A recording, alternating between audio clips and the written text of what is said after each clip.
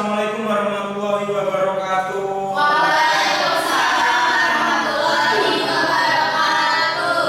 Gimana kabarnya anak-anakku kali ini? Alhamdulillah. Ada yang belum makan? Belum sarapan. Belum makan kan? Belum makan dimakan yang jadi gimana? Dan dia nasi siang Pak. Iya. Belum datang, Pak. Oke. Nah, pada tahu kan nih, pada kesempatan hari ini Bapak mau bahas materi apa?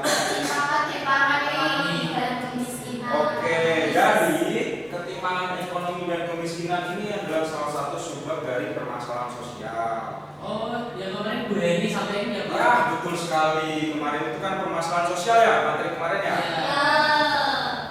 Baik, sebelum masuk ke materi yang baiknya kita berdoa dulu. Baik, silakan dipimpin Mas Vito. Baik Pak, sebelum kita mulai belajar pada bagian ini, apabila kita berdoa dengan masing-masing berdoa dengan doa selesai.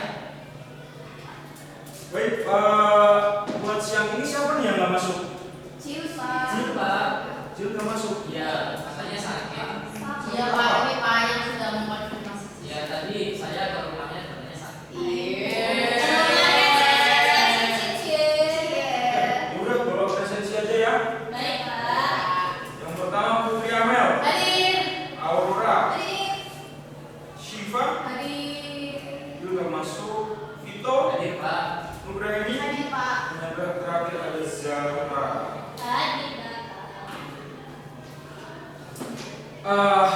Nih buat awal materi. Kalian pernah nggak lihat kemiskinan di sekitar kalian?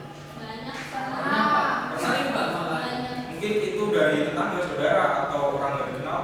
Ya, bahkan Orang nggak dikenal juga. Bahkan tetangga. Tetangga. Bentuknya seperti apa itu? Bisa dilihat dari segi apanya? ya kalau dari visualnya ya Pak, mungkin dari rumahnya atau mungkin cara dia berpakaian mungkin Pak, itu bisa mencerminkan menurut saya. Ya, baik. Nah, pada kesempatan kali ini Bapak mau bacain dulu tujuan pembelajarannya buat kalian.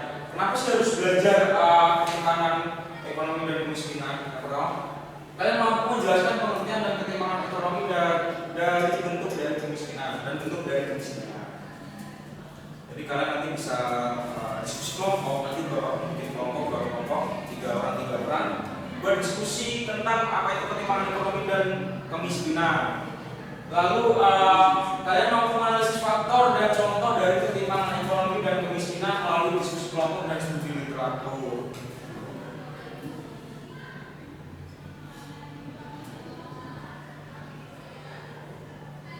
Langsung aja masuk ke materi.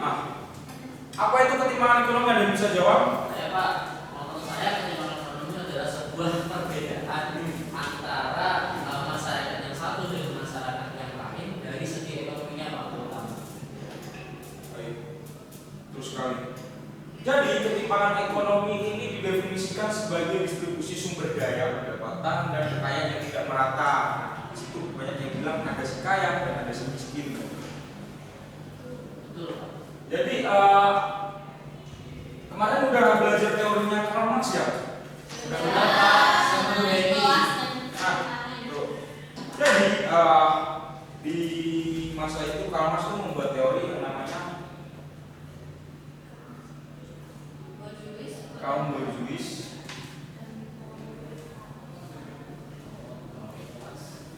dan kaum proletar.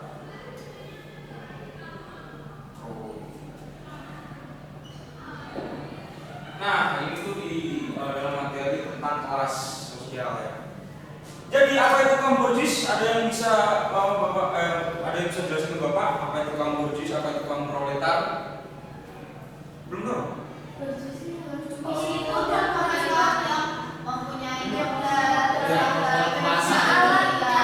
Kalau kaum proletarnya?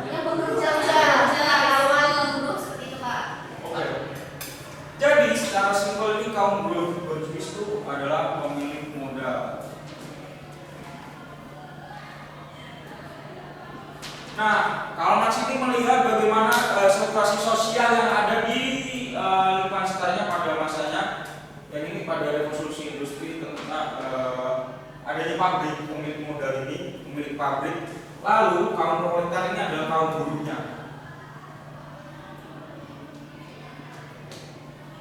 Nah, kaum buruh ini nggak punya apa-apa, nggak punya modal, tapi dia punya tenaga untuk dijual kepada kaum borjuis untuk menghasilkan uang. Gitu. Jadi secara sembunyi ini kaum borjuis, proletar. Nah, kenapa bentuknya segitiga? Dia bisa kasih tahu ke Bapak? Klasifikasi sosial. Nah, semakin mengerucut. Jadi kaum borjuis ini semakin sedikit, sedangkan kaum proletarnya ini semakin besar. Iya, betul sekali. Oke, lanjut ke materi. Jadi ketimpangan ekonomi ini bisa diukur dengan indeks Gini. Biasanya pakai perbandingan. Indeks Gini itu apa? Indeks Gini itu adalah sebuah alat ukur. Nanti di pertemuan berikutnya bisa dibahas indeks Gini. Jadi ini simpelnya gini, semakin angkanya itu dalam diukur dengan indeks Gini mendekati angka 1, jadi ketimpangan sosial, ketimpangan ekonomi dalam satu negara itu semakin besar, semakin terlihat. Contohnya negara mana?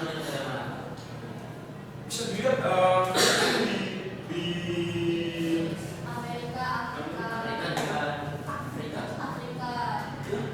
Afrika. Kalau India itu lebih Ya, India Utara dengan India Selatan kan. Lalu ketimpangan ini juga bisa diklasifikasikan sebagai ketimpangan peluang. Bagaimana kaum kelas atas ini mendapatkan sebuah pendidikan yang layak, layanan kesehatan dan modal. Modal ini bukan berupa modal uang saja, modal sosial juga. Bagaimana orang kaya yang lebih mudah mengenal orang, sedangkan orang yang ekonominya miskin itu semakin susah lagi untuk mengenal orang.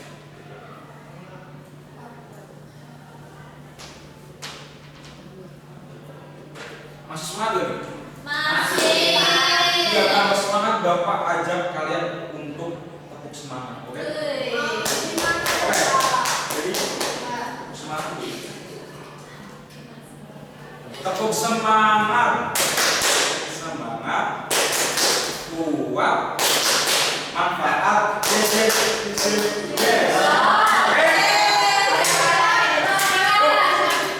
Satu, dua, tiga. Tepuk semangat.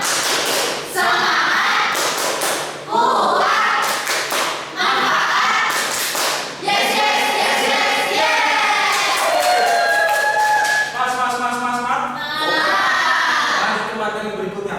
Wadah. Kemiskinan. Ada yang miskin di sini? Kemiskinan, ada yang bisa jelasin kepada Bapak apa itu kemiskinan? Saya Bapak, Silakan, kemiskinan Bapak. itu keadaan di mana seseorang ataupun biasanya rumah tangga itu Pak dan tidak bisa mencukupi kebutuhan dari mereka, kayak misalkan sandang pangan papan gitu Pak. Oke, ada yang lain? Pendapatannya itu lebih rendah, serendah-rendahnya. Oke, serendah-rendahnya. Pasti. Betul.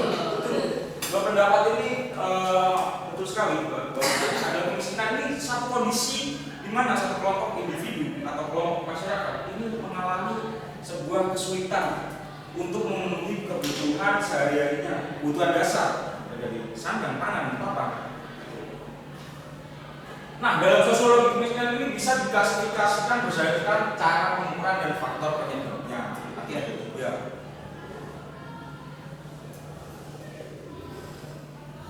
Nah, berdasarkan cara pengukurannya, jadi kemiskinan ini ada kemiskinan absolut atau mutlak.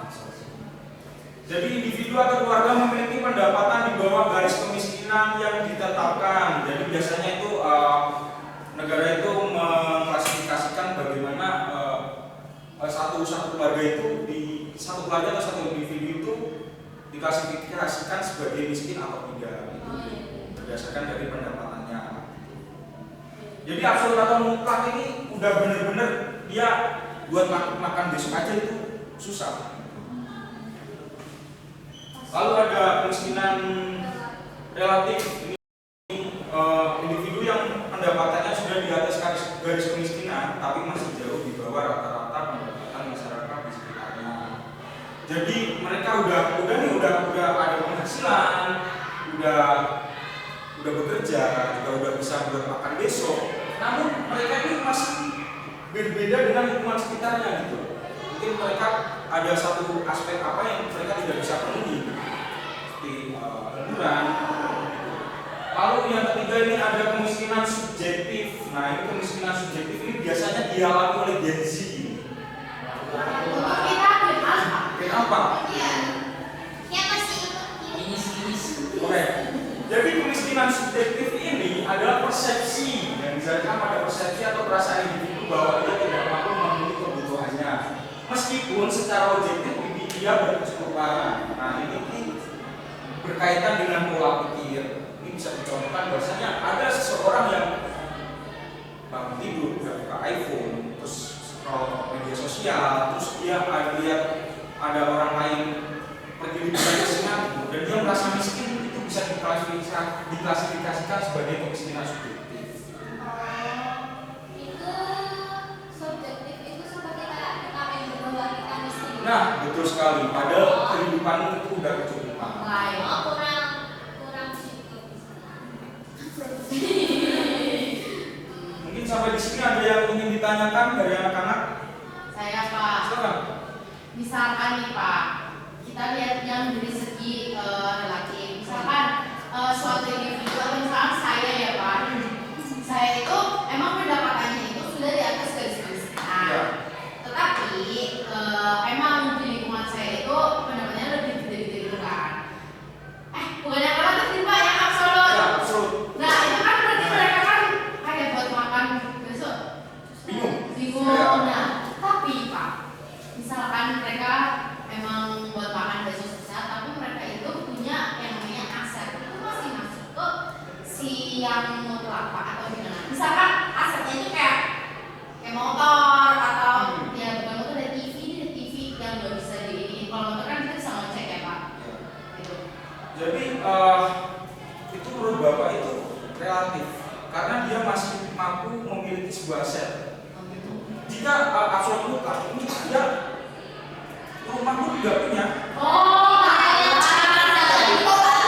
Ya, kalau di Batam, di depan toko.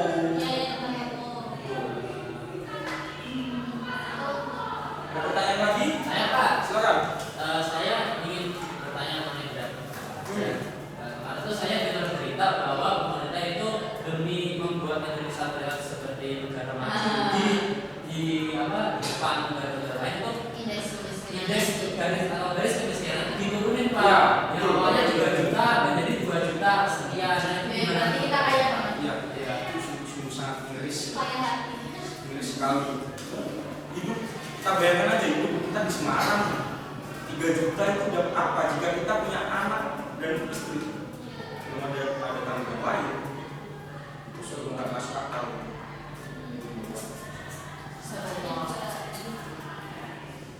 Oke, lanjut ke materi berikutnya ya. Ya Pak. Lalu ada kemiskinan, penyebab kemiskinan nih, kultural, kemiskinan yang disebabkan oleh sikap, kebiasaan atau budaya masyarakat yang cenderung pasrah, malas, sebenarnya itu saja atau menolak kemajuan. Nah, jadi kemiskinan kultural ini bisa digambarkan seperti ini.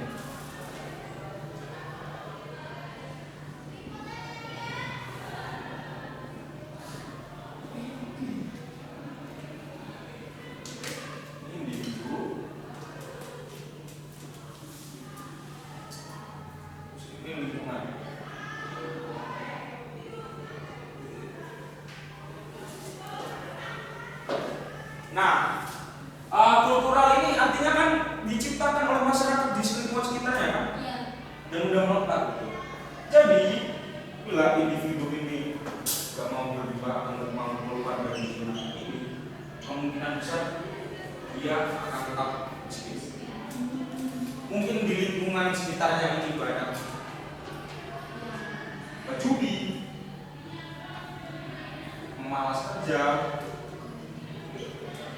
Bukan slot. Ada yang suka slot di sini? Ini Vito. Nggak pernah. Jangan sampai. Bahaya itu. Saya punya teman pada saya pasti saja. Ya. Kata-kata aku deh.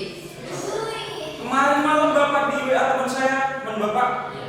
dipintain ikut bareng slot. Saya nggak kasih. Langsung saya kasih ceramah 3 SKS. Oke, lanjut materi. Nah, itu kultural ini bisa disebabkan oleh masyarakatnya, bagaimana masyarakatnya nggak mau bekerja, yang itu udah dibangun dari lingkungannya. Lalu struktural kemiskinan yang disebabkan oleh struktur sosial, politik, dan ekonomi yang tidak adil atau tidak memberikan akses yang sama terhadap sumber daya bagi semua golongan. Ini lebih ke kebijakan ya yang dibikin oleh pemerintah, bagaimana dia mengatur akses yang bisa diperoleh oleh masyarakat di sendiri. Saya mau tanya Pak. Oh iya, silakan. Menurut Bapak yang menurut Bapak paling susah untuk hidup luar? Untuk itu keluar. Sebenarnya ini dua-duanya sama-sama susah. Bagaimana dalam kultural ini itu juga susah berpikir masyarakat susah mengerti. Lalu struktural ini juga susah karena ini menyangkut dengan birokrasi pemerintahan gitu. Harus ada pergantian. Iya, harus ada reshuffle atau Revolusi. kayak demo kemarin itu. Ya, tapi juga nggak ada hasilnya. Iya. Ada pertanyaan lagi mungkin dari anak-anak? Mungkin juga sedikit. Apa? Silakan. Enggak, saya dari kita tadi mungkin sedikit menambahkan misalkan nanti kultural itu saya pernah baca ya. Ya. Misalkan masyarakat Indonesia itu mengapa tetap ditetapkan sebagai miskin dan negara berkembang itu karena terbiasa share property. Jadi kayak kemiskinan itu dibagi-bagi, misalkan mereka tidak punya ini, aku butuh nih dikasih. Ya. Jadi kan kayak mereka tuh kayak berpikir, oh iya aku tuh namanya mungkin pemikirannya nggak tahu ya bagaimana, kayak mungkin harus sosial atau gimana pemikirannya. Ya. Jadinya kayak oh kalau aku misalnya nggak punya ini, jadi kan aku bisa bergantung dengan sebelahku, tetanggaku kayak gitu. Ya. Padahal mereka tuh sebenarnya tuh sama-sama nggak punya, dan sebenarnya tuh kalau mereka sendiri tuh mau berkembang itu tuh sebenarnya bisa menghapus rantai kemiskinan itu sendiri. Ya, betul sekali. Bahwasanya kemiskinan tadi juga diciptakan oleh masyarakatnya itu sendiri. Jadi satu sisi dia tuh baik, hidup secara komunal, gitu, Betul Pak. kolektif. Tapi satu sisi menjadikan mendidik sebuah individu menjadi tidak berkembang. Iya. Ada yang pernah dengar istilah makan gak makan asal kumpul? Iya. Ya. Udah dibahas dalam lagunya Slang, kalau kalian dengerin Slang, makan gak makan asal kumpul. Oke, selanjutnya ini Bapak mau kasih video tentang kemiskinan yang ada di Jakarta ini seperti apa? Timpang-timpang.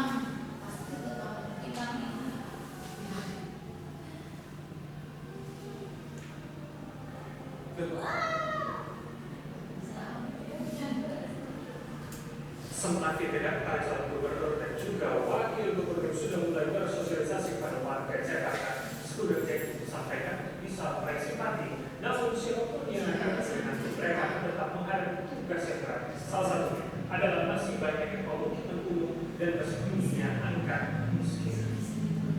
Tidak lagi menjadi ibu kota negara, Jakarta mengambil jalan baru untuk menjadi kota global. Tentu saja, untuk menjadi kota global masih ada segudang masalah lama seperti banjir, polusi, kemacetan, hingga masih terlihat banyaknya permukiman kumuh di Jakarta yang menjadi kota kemiskinan dan juga tentunya masih banyak kesenjangan ekonomi di Jakarta.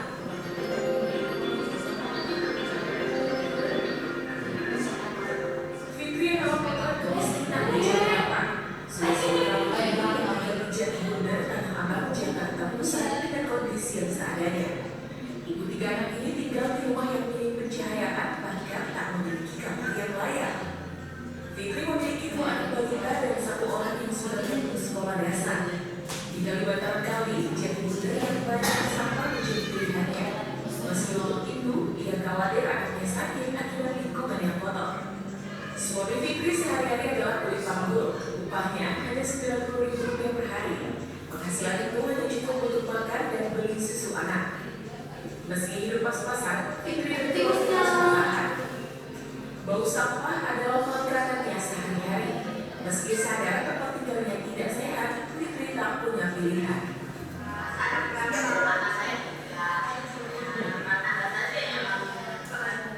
Jelaskan bagaimana ketimpangan yang dapat dilihat dari ini aja. Jadi 90.000 per hari upahnya, dan dia tadi bilang punya 3 anak. Nah, dari satu sisi kalian bisa lihat di Instagram, di TikTok, bagaimana masyarakat Jakarta ini sosialita. Ya, Namun di satu sisi versi. ada sisi lainnya, kemiskinan yang begitu susah buat dihilangkan.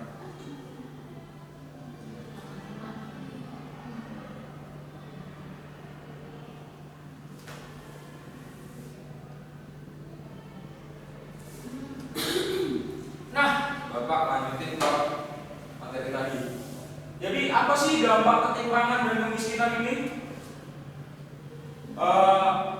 Dampak dari ketimpangan sosial ekonomi yang parah ini menimbulkan stabilitas politik sosial, tingginya kemiskinan, memicu kriminalitas dan konflik sosial yang mengancam legitimasi pemerintahan. Ini biasanya ini ditandai dengan ketidakterimaan publik ya. Bahwasanya kayak kemarin itu bagaimana gaji DPR dinaikkan, itu memicu kemarahan publik dan akhirnya memicu demonstrasi di mana-mana dan sampai merusak fasilitas umum. Juga menimbulkan kriminalitas, karena kriminalitas menjadi meningkat, kayak pencopetan, perampokan, dan lainnya. Lalu di bidang ekonomi, ketimpangan ini memperlambat pertumbuhan karena menurunnya daya beli mayoritas. Jadi jika UMKM berdiri dalam lingkungan masyarakat yang bisa dibilang miskin, ini akan susah untuk berkembang gitu. Mungkin bisa stagnan, bahkan mungkin bisa mati.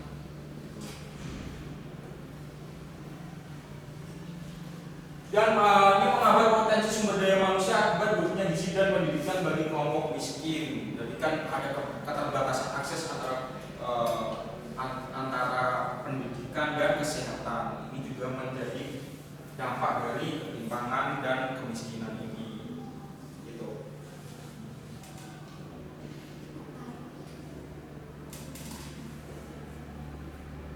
Nah, bagaimana sih cara mengatasinya? Gitu. Ada yang punya pendapat mungkin dari teman-teman, dari anak-anakku? Saya Pak. Silakan. Jadi menurut saya sebenarnya pemerintah dari zaman-zaman dahulu itu sudah mengupayakan untuk memberikan sebuah program-program anti kemiskinan Pak. Tapi ya seperti yang kita tahu bahwasannya SDM di Indonesia itu menurut saya itu terlalu nggak bisa lah pemerintah untuk mengkoordinir semuanya Pak. Dan sifat-sifat masyarakat Indonesia juga agaknya ya tidak mau mereka maju Pak. Oke, baik. Nah itu menurut saya mesti harus gimana ya, mungkin upaya koreksi juga bisa. Yang kebijakan yang menurut saya pemaksaan atau mungkin kalau pemerintah bukan model kepemimpinan otoriter apa sih Pak menurut saya gitu. Oke. Ada juga pendapat dari seorang komedian Teto Coktar-Dede. Ya, itu dia berpendapat bahwasanya kalau orang-orang yang kolot ini dikumpulin diledakin aja. Dan itu kan nggak boleh sebenarnya kan. Ada sisi manis. Nah, dari komite ini bagaimana upayanya? Kebijakan ekonomi dan fiskal, pajak progresif, semakin kaya pendapatannya semakin tinggi pajaknya. Ini udah, cuma sering dimanipulasi. Bener Pak, soalnya saya pernah dengar juga Pak, orang kaya itu punya konsultan pajak, jadi mereka bisa bukan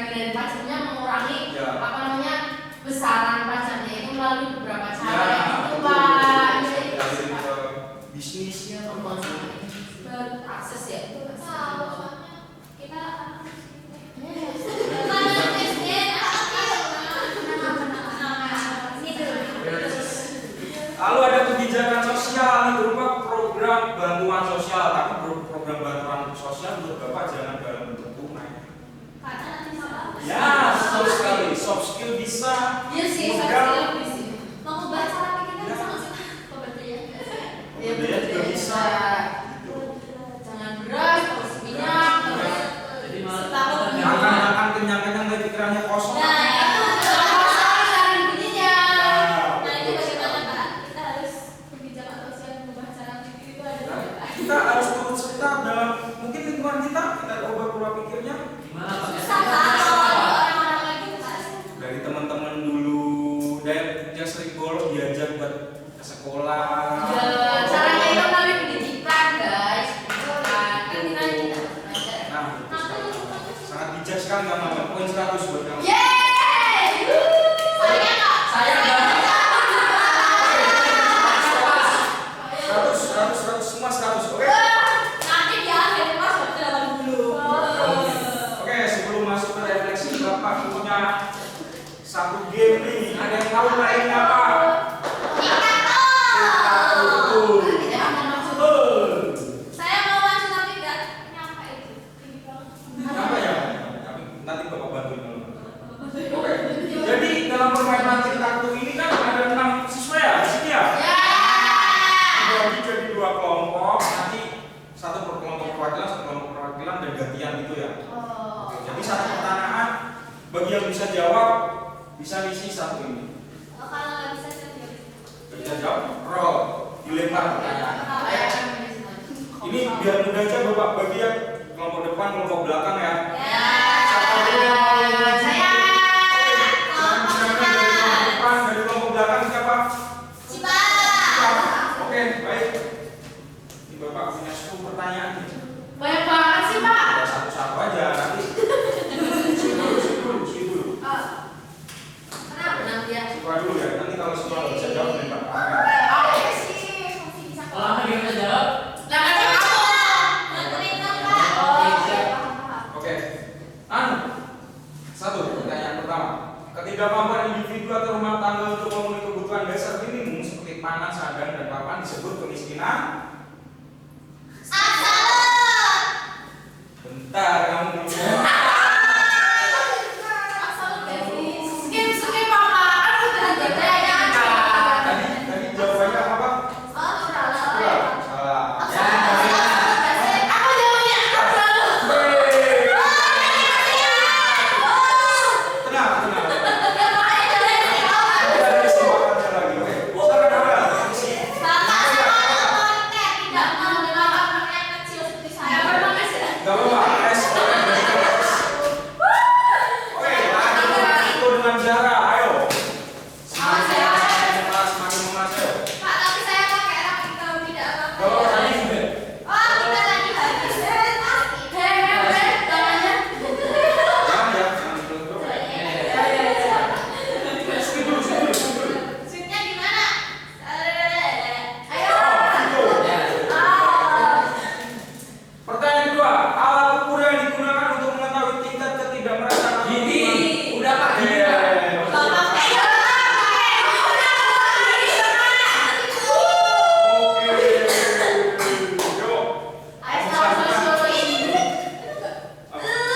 Aku sudah menang. Udah dijawab.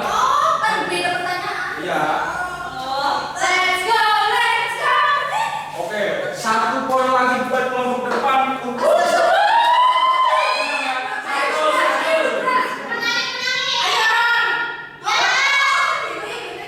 jajan dulu, mau sekolah.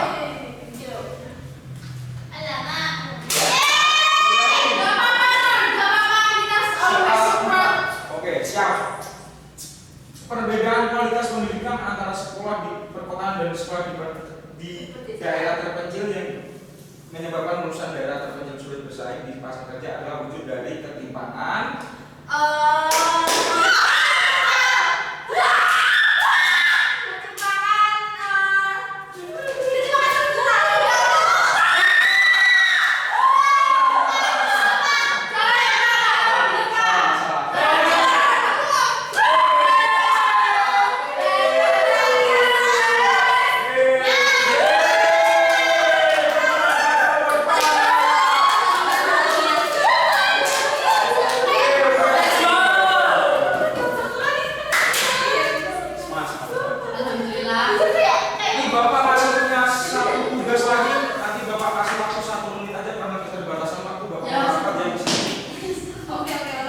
ada studi kasus.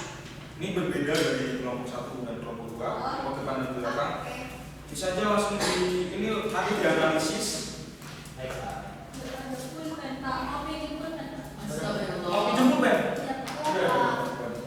Sekarang nggak bawa pulpen sih.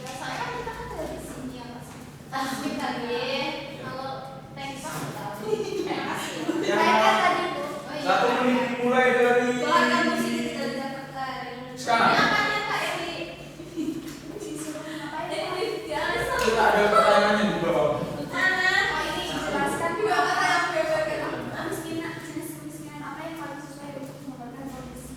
Pak, saya sudah selesai kita.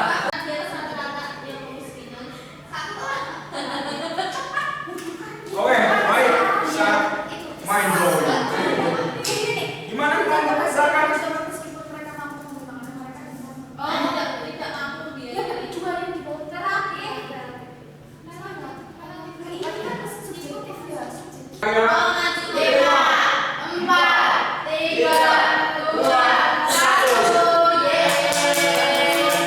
baik yang ini tadi kelompok depan yang menang, jadi yang maju kelompok belakang. Semangat kalian. Dipaparkan segala saja apa itu kondisi studi kasusnya ya. Oke teman-teman, izin presentasi mengenai bagaimana studi kasus mengenai ketimpangan ekonomi dan kemiskinan, yaitu keluarga Bu Siti tinggal di Jakarta dengan penghasilan 5 juta. Nah, meskipun mereka itu mampu membeli makanan sehari-hari, mereka tidak mampu biaya les privat, kemudian beli laptop dan berlibur seperti masyarakat biasa lah. Nah, terus habis itu jenis pemikiran apa yang paling sesuai untuk menggambarkan kondisi keluarga Bu Siti tersebut, yaitu kemiskinan subjektif. Walaupun dia itu mampu atau secara objektif itu berkecukupan, namun tidak mampu memenuhi kebutuhannya dan tergantung pola pikirnya. Padahal seharusnya kalau misalkan pola pikir Bu Siti itu maju, dia harusnya mendukung anaknya membiayai les privat dan membeli laptop untuk masa depan. Terima kasih, Pak. Oke, baik. Tepuk tangan dulu dong. Kelompok belakang. Oke, sebelum masuk ke kesimpulan ada representasi dari langsung aja, langsung disampaikan aja bagaimana pendapat kalian tentang pembelajaran ini.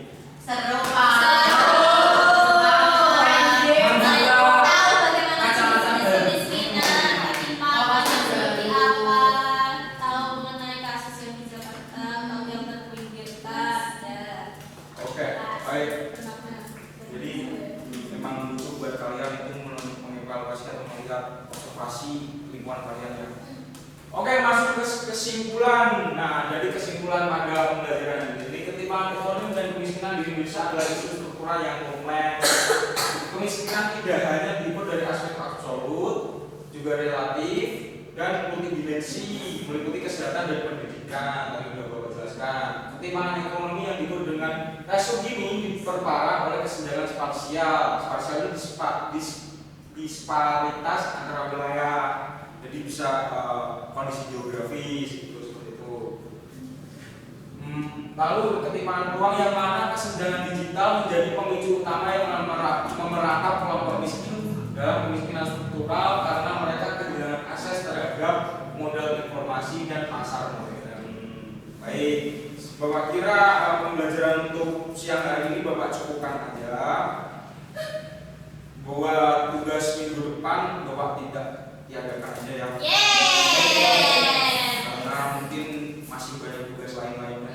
masih ada acara organisasi. Nah, terus kalau jadi untuk menutup pada pembelajaran kali ini bisa ditutup dengan berdoa. Silakan dibikin. Sebelum kita menutup pembelajaran pada pembelajaran ini, apabila kita pertama masih berdoa sudah selesai. Oke, baik, terima kasih buat partisipasi anak-anakku pada siang hari ini. Walaupun capek tetap semangat ya.